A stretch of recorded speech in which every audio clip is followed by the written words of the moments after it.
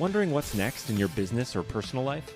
Welcome to Success to Significance, Life After Breaking Through Glass Ceilings, a podcast dedicated to helping you with all of life's challenges, discoveries, and opportunities. Whether you're seeking a new career, retirement, or simply wanting to make an impact in your community or the world. Join Jen Du Plessis and her guests as they explore how to start, what to do when you're in the thick of a change or growth, and how to leave a mark in this world after breaking through your next achievement. You are moments away from the aha you've been seeking. Welcome to the show, everybody. We're just sitting here chatting about Savannah, Georgia, which is where Mr. Whiskey lives, and I love that city. I don't like the no-see-ums, though. Have you experienced those? No, ma'am, I have not. Oh, okay. They're little flying alligators. That's basically what they are. They come in the spring before the winds start taking them away. So you're going to have some fun with those when you get there. But welcome to the show. How are you today? I am doing well. It's always an honor. And of course, firstly, always gratitude for being able to add value to your audience and for you trusting. I know you've built quite the trust with them. So giving me access to that to, share what I have to share. I really appreciate that. Of course. So we had the wonderful privilege of meeting on Podcasters at Sea. I think we call it the Podcasters Cruise, but it's actually Podcasters at Sea. So if you're listening in and you want to go on on a cruise with a bunch of podcasters, go to podcastersatsea.com. And if you decide to sign up, then just scroll down to my name that is the person who invited you. But so we had this wonderful privilege of doing that, a very intimate group. Right. As far as cruise conferences go, very intimate group. I think there were 40 to 60 of us. I don't even know how many, maybe that. And we had a great conversation floating out in the water for half a day, right? It was awesome. Yeah, I got sunspots from that day. I'm sure. But it was really fun to get to know you and, to learn about, albeit a very short life thus far, all the experiences that you've had in your life. And I think that's what's really important about, this particular podcast is that we're all, breaking through glass ceilings all the time. And you've broken through quite a few glass ceilings. Number one, I want to thank you for your service to our country. That's very special to me. And thank you for, being a veteran in the military, in the Navy. We really appreciate that. So tell us a little bit about some of those breakthroughs that you had, in the Navy, moving. Why did you go there? Was it a breakthrough to get there? And then while you were there and what you've experienced since? I think it's impossible for any of us to go through life without experiencing some kind of glass ceiling or a label. Even just from my childhood, I was labeled, he's the son of a cop. And there came certain parameters with that just weren't true at all. Your race, your gender, what your parents do, who your parents are, your income, your town, your state. I mean, there are just labels attached to everything, your religion. So I definitely had plenty of those. And I found a lot attached to the military that weren't good. There are plenty of, thank you for your service and you're probably a hard worker and can do this and that. But I tell you, when I was in the dating field, online dating, what I got was told misogynist, woman beater, STD sponge. It was just so much negative connotation with being in the military. And then there was also this, idea that everyone who joined, wanted to do it. And obviously this isn't like other countries where people are actually forced into the military. I am very grateful that it is an opportunity and that our country has that freedom where we're not being drafted every year. I think that's so great that we had that. But a lot of chiefs and higher ups would say this line. It's a line that has, made my blood boil, my shipmates' blood boil. It's no one forced you to sign. No one held a gun to the back of your head and forced you to sign. I went in when I was 17. Both my parents took me to the recruiting office, said, you're going. And, it was my mother's dream to be a Marine.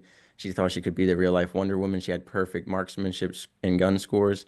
But she gave that up. She had 6 kids and a very bad relationship with my father, domestic violence, emotional abuse, sexual abuse, verbal abuse. Same for the emotional and verbal abuse to us kids.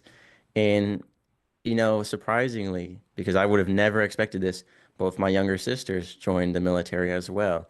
My mother claims to have no part in that, but there was a trend.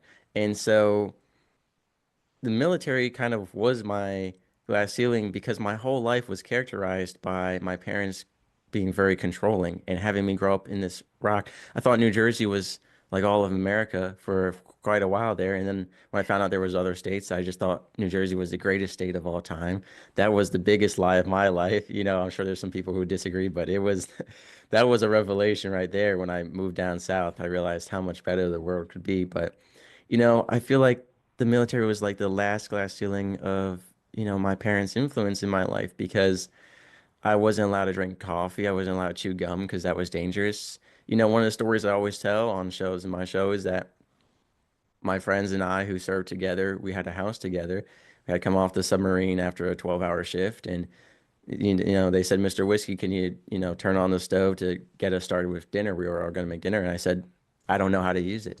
I've never Yeah. used one." And they said, "You were just on the submarine operating a live nuclear reactor in charge of electrical loads of so much power. You don't know how to use a stove." And I said, "No, I grew up that was too dangerous." My dad kind of chose my friends for me. I'll never forget my public, middle school and high school experience was so awful because when I transitioned from private school, which was a whole story on its own, I was worried that public school was going to be hell. When you grow up in private school, public school is villainized Right. drastically, Of course. and Yeah. it is villainized. And I didn't live in the best town either. And my father being a cop, I knew that it was not going to be a good time. But I made friends right away. And then my father took those friends away because he had arrested their parents or dealt with them, and they were punks. And he just labeled all these people based on their parents.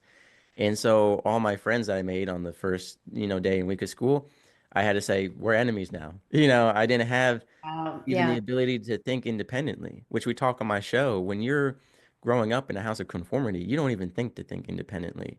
The only reason that I am where I am today is because I ended up getting a job as an ice cream salesman on the beach my junior and sophomore year of high school, and was finally allowed to leave the house and talk to people because it was for my job. And those people on the beach talked sense into me and opened up my mind, and that was where my journey of kind of independency started formulating, but not with enough time to escape the military life that my parents were putting on me. Yeah, yeah. And I know you talk about, well, there's a couple things I want to say. I've seen you when we had our talent show on the cruise, right? For anybody who wanted to do a talent, like stand-up comedy, and it was hilarious. The Thank things you. you were talking about were just hilarious about being thrown into the water, and you're like, wait, I'm Navy, and you don't know how to swim, and it's just kind of some really cool things. And I know that you talk about the fact that, yes, I was in the Navy, but it was, one of the most difficult times in my life, but also, something that allowed for you to think independently, as I'm hearing you say. And this is why your podcast, which I've been a guest on, A Couple O Nukes, right?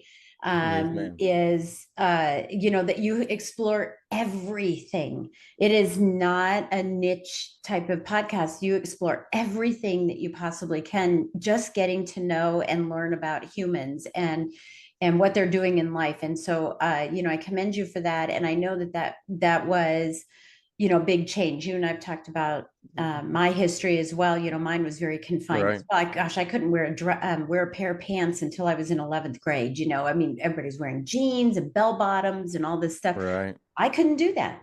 I wasn't allowed. And so there was a lot of constriction in my life, and it's very freeing, when you can get out there and talk about people, and it's I don't even know what that word is, be self-healing too, to be an interviewer on a podcast, because we learn so much from other people. For sure. And it's also, healing us in the process. It definitely heals people. So I just want to commend you for that. You're always open to having, conversations with everybody about that. I wanted to find out though, what I was going to say provoked. That's a horrible word. Uh, what what inspired you? But I have another question about inspiration, so I didn't want to use that word. But what inspired you to start the podcast? What was behind? What was the auspice behind that that said, "Hey, I think I'm going to start one of those podcast things." Where'd that come from? For sure. One thing I want to pivot real quick is you talk about like how I've grown so much, and that cruise was my first time going out of country, first time getting a passport, first Yeah, I time remember you traveling. You saying know, I was raised xenophobic and racist and closed-minded, like in this little bubble, like I said. And yeah, so even the cruise, when I was first getting onto the ship, I was like shaking, and I was really grateful that I had, like you said, it was such an intimate group that I was able to form friendships and business relationships that I was guided the whole time through the cruise. Because if I had been just thrown into the water like in the military, I would have been overwhelmed for sure. And then yeah, just like the port calls were yeah. overwhelming, people coming up to you trying to sell you stuff. And Oh yeah, yeah. although I did make quite the bargain, I got $1,000 cowboy boots for $380. So that Oh, was good. Oh, so that you was went into good. one of those stores. You know what? Everyone assumed that I was a Mexican cowboy. And I was much more tan on the cruise, so I That's just went right. along with That's it. And they thought they called me amigo. They thought I was not a tourist, I guess. And I said, okay, we can do this. right. But yeah, so as far as the podcast itself, it's funny when you were on my show, we actually talked about how podcasting has only recently, really bloomed. And I was one of those people where even after it had started to grow, I was like, what's a podcast? Like I didn't know that it's $1 billion industry with so many. I didn't know there was conferences, let alone cruises for it. This Right. whole past year, my mind has just been blown continuously Yeah. It's with. almost, I mean, it's almost that you could live on a ship with as many cruises and many podcasts. I mean, I'm sorry, conferences that are on ships, like, Right. and matter of fact, a friend of mine, oh, you know her, Tony Kaufman, she was my roommate on Yes. Podcasters Cruise. We got off the Marketers Cruise 2 weeks ago, and she's getting on another cruise. She's on it right now. And you're It's taking just seven back to yourself, if I'm not mistaken, correct? and I'm going in a couple weeks on another one. Yes, I know. Right. At least I'm spreading them out like 6 weeks. But she said, "Oh, I'm going to stay in Cocoa Beach and because I'm going to get on another ship in a couple days." And I was like, "Wow." Wow. But you could just do your networking and your work through traveling, which is one of the great things about being a podcaster is that you can work Remote work. anywhere. Yeah. Yeah, you can work anywhere. So anyway, so you were thinking, okay, so I don't even know what this podcast thing is. So why'd you start it? Right. So there's a quote I love from the Bible. I mean, I quote the Bible a lot, and then I've read 116 different translations straight the other day for certain parts of the Bible. So I'm really big into that. And there's a quote, I'm not going to do it word for word, but in Genesis it talks about, and so Jacob labored for 7 years for his love for Rachel, but to him it felt like mere days. And at that time I was engaged, and within the bounds of the liberty radius, because you're only allowed to go a certain place in the military, I was driving 16 hours a weekend just to see the woman I loved for a couple hours. Wow. Yeah. I would work 9 hours, drive 8 hours, see her, stay up overnight, see her, drive overnight 9 hours, then go back into a 9 hour shift. Sometimes a 24-hour shift if we're doing a duty day. So that was my peak, my prime of, I look back now, I'm like, I couldn't do that now. And it's like when you're, as I said, when you are like truly in love, anything will seem easy. So doing that drive 16 hours a weekend, sometimes 3, 4 weekends a month, You were I listening. just, music was like, I only had so many songs. I Right. was losing my It's boring sanity. after a while, right? And I got into, I remember these two YouTubers I used to listen to years ago when I was a small child. They had this audio only format and they called a podcast. I was like, okay, let's check it out. And it was comedy. And I was like, this is pretty good. And then the one co-host, him and his dad made their own podcast. And it's just this old Southern man and his young, millennial Los Angeles son. And it was just like the difference between them and just talking about life. It was this comedy podcast. And I really liked it. I really liked the comedy, being able to have life advice mixed in with it. And one day, me and a couple of nukes were sitting around, see what I did there, and we were talking. In the nuclear community, only about 5 to 8% of all Americans qualify to be in the military. Of that percentage, only about 1% qualify to be nuclear operators. So the job I got to do, the people I got to work with were such a small percentage of all Americans. And because of that spectrum, because of how intelligent we were, our brains were a little scrambled. It's like the smarter you are, Yeah, the right, weirder and stranger you are. right. I And know. Yeah, I yeah, the nuclear community know. has plenty of reputations I won't get into now. The weirdos of the military for sure. Mhm. And we would have conversations where just strange or super intelligent, super articulated, well above and beyond what normal people would discuss.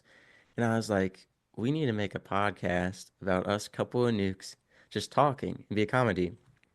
No one was really in for it. Nuclear operators are hard to get a hold of because after they're done working, they either drink until they black out or they sleep or most of them end up taking their lives. So it's very hard to podcast with them.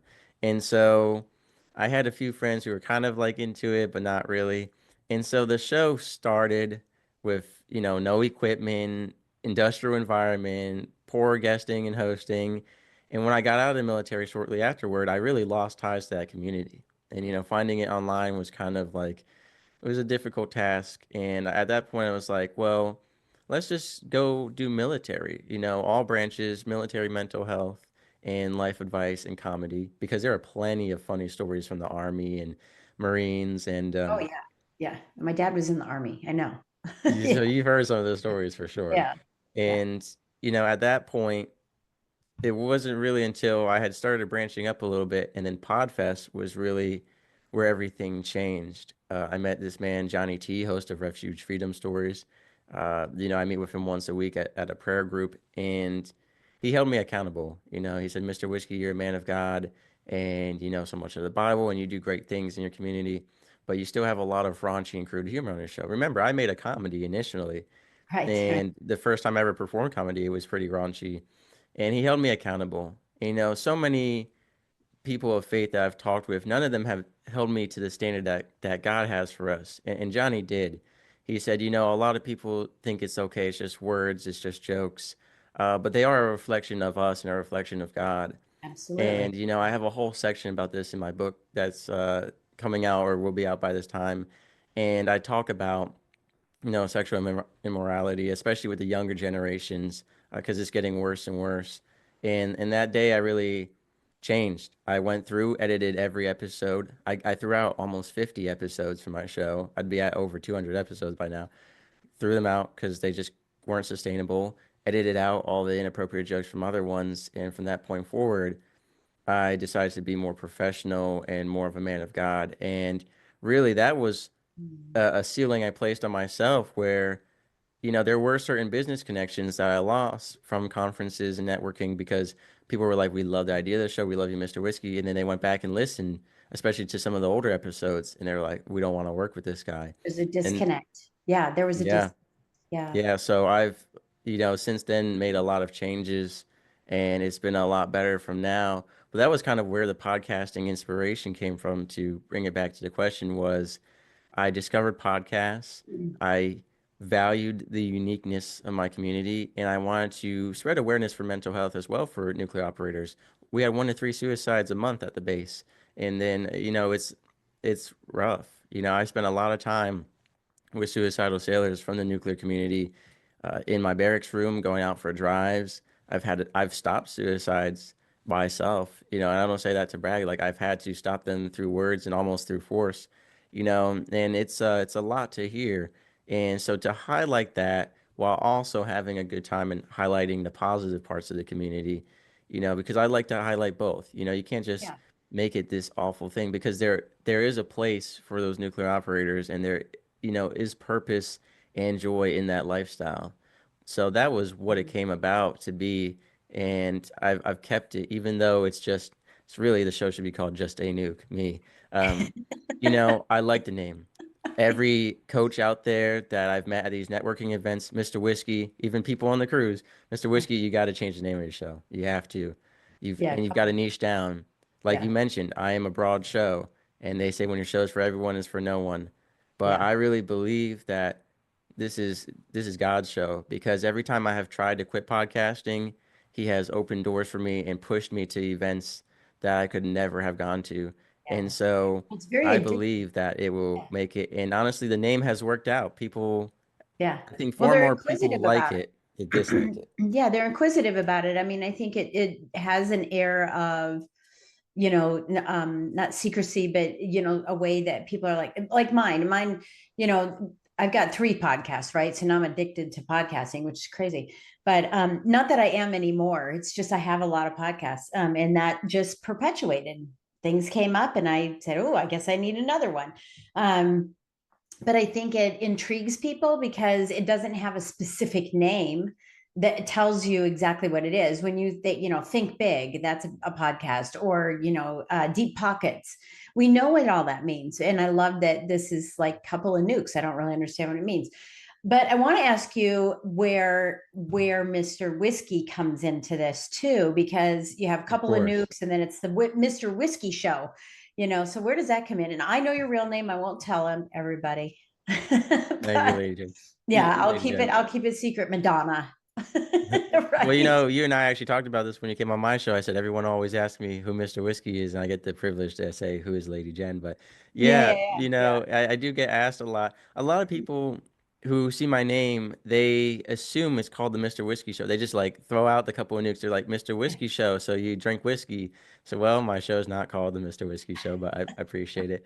You know, I have when I first started, because I was in the Navy, there's a lot of fine print in those contracts. I said, I don't know if we'll get in trouble for this because we weren't purposely trying to talk bad about the Navy. We were sharing our experiences Mhm. being almost blinded, being almost paralyzed, being treated like crap. There was a lot of bad stories about suicides and Navy medical, about toxic leadership, poor workplace conditions. And, that's just the truth of how it is.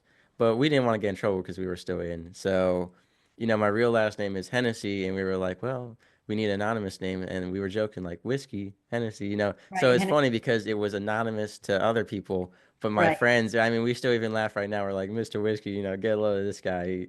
Who does he think he is? So, I mean, Right. I love it. I've actually been called Mr. Whiskey more. Like, I don't recognize my real Your real first name. I name know. I have the anymore. same. I have the same thing. When someone calls me Jen, I'm like, whoa, whoa, whoa, whoa, whoa, whoa. Who? What is that? Is someone calling me? Right? It's just. Right. Yeah. It's just Well, weird. especially because the military, I went by my last name. And then Yeah. at my civilian jobs, it happened where both times someone had the same first name. So they said, well, you're the military guy. We're going to call you Hennessy. Right. So I'm either Hennessy or whiskey. And I'm not Right. really a drinker, but, it happened that way. And Yeah. it's funny because I do addiction recovery and alcoholism recovery is one of the biggest things covered on my show. And, every alcoholic always says, look at me having a talk with Mr. Whiskey. I used to have too many talks with Mr. Whiskey. So, Right.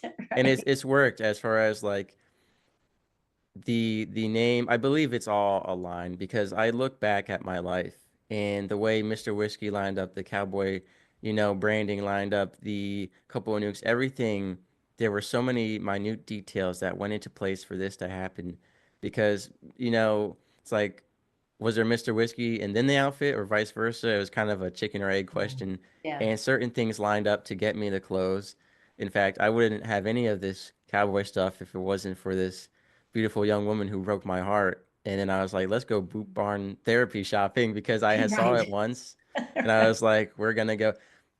I mean, there was a lot of therapy shopping. My one Godzilla PlayStation 4 game is $500. There's only like 5 of them in the world. I always said I would never buy it. She broke my heart. We were playing the game the next day, so Yeah, yeah. Well, it but it becomes created your Mr. Whiskey. alcoholism, by the way. It sounds like your shopping therapy became your alcoholism, and because that's what happens, with children of alcoholics, is that we have our own aholic, piece. Mine was work, right? Used to Right. be workaholic. Um, yeah, and we have those. There are our own little things. So, as we kind of wrap up our time, what inspires you today? Looking forward. You're doing the podcast. You're doing some comedy, you're meeting lots of people, things are starting to change. I know you're pursuing modeling and acting and whatnot, but what inspires you? Not what are you trying to chase, but what's drawing you? For sure. I wouldn't say it's inspiration so much as it's a duty. I believe I have two purposes in life. The first is to glorify God and serve as his vessel. And the second is to help human beings to, not be a bystander, but to put out a good message. And, it's not my job necessarily to convert people, it's to plant seeds of faith. And one of the things we need most to even believe in a God that is good is to have good in the world, especially now where the world is just in a place of chaos, of sin, of so much anxiety and fear. And to some degree, it's helping push a lot of people back toward the Bible and to, trying to find some peace in this world. But at the same time, there are plenty of people who are turned away. And so my job, I believe, is to be that. In fact, I won't get into it because it's a story on its own, but I did meet Jesus Christ in a dream, and he did give me a belt buckle with a tractor and a farm on it. And, I talked to a lot of people about it, and they believe it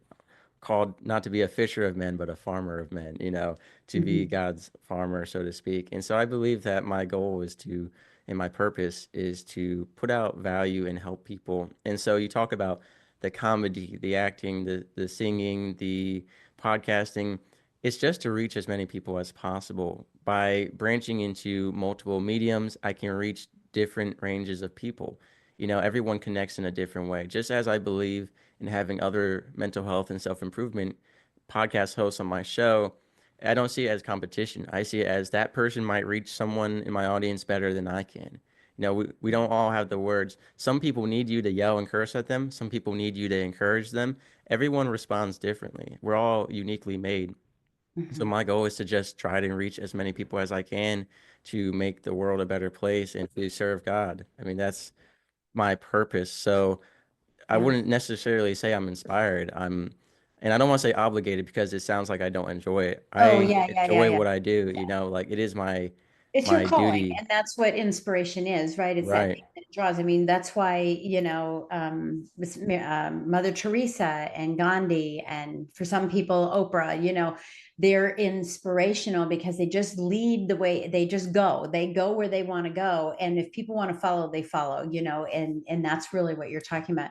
When you think about the impact and the significance you want to leave in this world, today, right? Because you're still Right. growing. I'm still growing, right? We're growing personally and professionally every single day. But Lifelong today, learners. what is the impact and the significance that you want to leave with the world? I got your journey now, but when it's all said and done, what do you want people to be saying that you did for them? I don't even want or need the credit. I just want people to walk away with their life improved. And I'll give an example because 5-star ratings are great. People talking to you saying, we like you, Mr. Whiskey, we like your show is great. I got a message sent to a guest who forwarded it to me from this young woman in Malaysia who felt unheard because people focus on, losing weight and basically that idea that if you're a woman and you're skinny, you're beautiful. But this young woman was underweight, she felt ugly, she felt unhealthy. And I hosted an episode talking about my journey with being demasculized my whole life for being skinny, for being underweight. And my guest, she had the same journey that she was Mhm. brushed aside because she was a skinny woman. And it was kind of like, it doesn't matter. You have everything you could ever want or need. And that young woman wrote about how that episode changed her life and she felt heard. So having that kind of impact, reaching those I am You'll especially never know. love to reach Yeah. those outcasts. It's as Jesus said, it's not the healthy who need a doctor, but the sick. And so I Yeah. love to be able to reach those people who are unheard. As a guest said on my show once, recover loudly so other people don't die quietly. And that's my Yeah. goal is that by me telling my story and highlighting other people that it will have that ripple effect that my show not only changed that young woman's life but she thought of some people in her life she said they need to hear this even as you said on your show this isn't just even when I have like we've had guests who are more gender specific like this is for accelerating women in their business or men's mental health I always say but if you're a wife if you're a mother your son your husband you should check in on him just as if you're a man like I've had episodes on ovulation this might be helpful for you to help your sister or your mom or your daughter. So Yeah. I believe in Yeah. that ripple effect that we are all capable of doing so much and we all intersect our lives so much. So the impact I want to have is that even if one person gets it, they pass it forward. That I Yeah. always say to God, I don't know who needs my show, his show take the episode to whoever needs it and whenever they need it. God is beyond time and space. I will pass away, and our shows can be here still, reaching people who knows how long from Beyond to now. come. Yeah, yeah. It's so funny you said that because I have this prayer that I say every morning, which is, Lord, someone out there somewhere needs my help. Please help them find me. Right. And it's not about money, it's about my help. Right. Right. And that's why this show is, Success to Significance, because, I know that I'm impacting people, but I may never know that I'm impacting people. Does that make sense? And Yes, that's ma'am. okay with me. And, that's certainly fine with me. And I love that I love that you're in this pursuit of that. And, it's a very fulfilling life that you're pursuing. So I think that that's wonderful. So, Mr. Whiskey, if someone wants to get in touch with you, they want to be on your show, they want to have you on their show, they want you to come and do some comedy, or tell a story, what is the best way for them to contact you? If you just look up, and this is one of the privileges of the uniqueness of my show, if you look up Couple O Nukes, oh, with an apostrophe because we're Southern here, you look up Couple O Nukes, everything pops right up on the first page. My website is right there. My show is right there. I'm right there. And I highly recommend my website just because it has every way to contact me, and it has every episode categorized into sections. So if you want to improve something specific in your life, all the episodes tailored to that are there. Every guest I've ever had on my show with their picture and their links in our episode is there. All the discounts you can take advantage of are categorized from courses, books to products. You know, my comedy is on there, that I'm still growing that. So, don't rush there first, but definitely you can check out. I have Facebook, LinkedIn, Instagram. My primary contact method is my email though, and that's couple of nukes. So couple of nukes at gmail.com. That's the best way I find in our day and age to communicate. Just send me an email and we can always connect from there. But again, if you look up couple of nukes, it just floods the first page, and I give glory to God for that, and that I have tapped into that uniqueness of my show's name, and so now y'all can find it easily. I love that. Okay. Do you want to leave us with a quote or a mantra or a book that it has inspired you? I know the Bible has inspired you, but is there a book that you've read recently that's inspired you, or a quote or a mantra that you'd like to share with everyone as we close out our time together? Nothing off the top of my head, but you said something that I did think of a quote. You talked about impacting people. You don't know who they are, where they are. And I had a guest on my show share a quote. So I don't know where it's from because they didn't know where it was from. But it talks about planting a tree whose shade you'll never sit under. You know, and I think that's what you and I are doing, what people who are podcasting, writing books, anything you're doing to help. It's not about, even if you're faith-based, it's not about the conversion. The conversion could take place 10, 20, 30 years later. The podcast episode might not resonate with them until 10, 20, 30 years later. Until they're ready. Yeah. Right. So I do enjoy that quote, planting trees whose shade will never sit under. It emphasizes the selflessness of what it means to put something out there, especially in a day and age where some of us podcasters and content creators, we're putting out stuff on Instagram or TikTok or Facebook, and we're getting, 10, 15 downloads or only 10 views and 5 likes. And we always talk about how it's a marathon, not a sprint, with Yeah. both Yeah. addiction recovery and podcasting. You never know. I've had, social media clips I posted over a year ago suddenly blossom. You never know when it's going to reach the right person at the right time. So I Yeah. think just planning everything with a long-term thinking, longer than you'll be alive. Yeah, yeah, beautiful. I love that. I love that analogy, right? I love that analogy of seeing that as well. Planning this for everybody else to have that shade, but I'm going to stay out here and hope and just continue to feed the tree, right? So it gives more shade to people. I think that's wonderful. Well, thank you again so much for being a guest on the show, Mr. Whiskey. It's so great to see you. It's so weird to call you Mr. Whiskey because I don't call you that.